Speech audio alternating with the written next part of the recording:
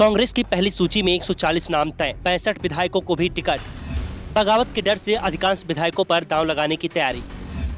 पहले 40 विधायकों के टिकट काटने की थी तैयारी, अब सिर्फ 15 से 20 विधायकों के कटेंगे टिकट। कांग्रेस उम्मीदवारों की सूची तैयार हो गई है। पहली सूची में 140 से ज्यादा नाम तय हो गए हैं, जिसमें से 65 विधायकों का नाम भी है। पहले जिन 40 विधायकों के टिकट काटने की चर्चाएं चल रही थीं, उसमें से 1 दर्जन से ज्यादा विधायकों के टिकट पर मुहर लगा दी गई है।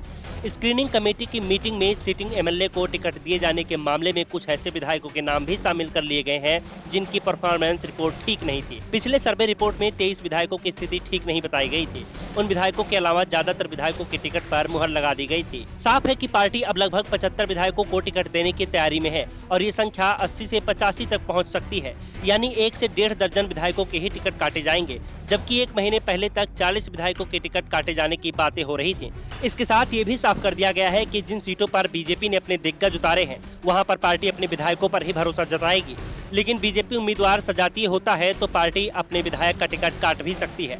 दरअसल पार्टी को डर लग रहा है कि भारी संख्या में विधायकों के टिकट काटे गए तो बगावत कर सकते हैं और इसी डर के चलते विधायकों के टिकट काटने का फैसला वापस लिया गया है। पहली सूची में कांग्रेस की स्क्रीनिंग कमेटी ने 15 उन दिग्गजों के नामों पर मुहर लगा दी है जो 2018 का विधानसभा चुनाव हार गए थे। इसके साथ ही जिन 66 नामों की सूची दिग्विजय सिंह ने कमलनाथ को सौंपी थी, उन सीटों में से भी अधिकांश के उम्मीदवार तय कर दिए गए हैं। दरअसल कमलनाथ ने दिग्विजय सिंह को उन 66 सीटों की लिस्ट सौंपी थी जहां पिछले 4 चुनाव से लगातार कांग्रेस हार रही थी और कमलनाथ पहले ही साफ कर चुके थे कि पहली सूची में इन सीटों पर उम्मीदवार तय कर दिए जाएंगे और अब प्रदेश की स्क्रीनिंग कमेटी ने इन नामों पर मुहर लगा दी है। अब ये नाम केंद्रीय चुनाव समिति को भेजे जाएंगे। 7 और 8 अक्टूबर को सेंट्रल इलेक्शन कमेटी से इसे मंजूरी भी मिल जाएगी और इसके बाद कांग्रेस उम्मीदवारों की सूची जारी कर देगी। सूची कब आएगी इस पर अभी कुछ भी साफ नहीं है। कांग्रेस नेताओं के दावों पर भरोसा करेंगे तो विधानसभा चुनाव के ऐलान के बाद यानी करीब 15 अक्टूबर के आसपास ही कांग्रेस उम्मीदवारों की सूची जारी होगी और इससे पहले चुनाव आयोग एमपी में चुनाव की तारीखों का ऐलान कर देगा। दरअसल देर रात को हुई कांग्रेस की स्क्रीनिंग कमेटी की बैठक में एआईसीसी की ताजा सर्वे रिपोर्ट और एआईसीसी सचिवों के फीडबैक के आधार पर टिकट तय करने का फैसला हुआ है। अब तक जिलाध्यक्ष, प्रभारी, ब्लॉक अध्यक्षों और प्रदेश चुनाव समिति के द्वारा दिए गए पैनल पर चर्चा हुई थी।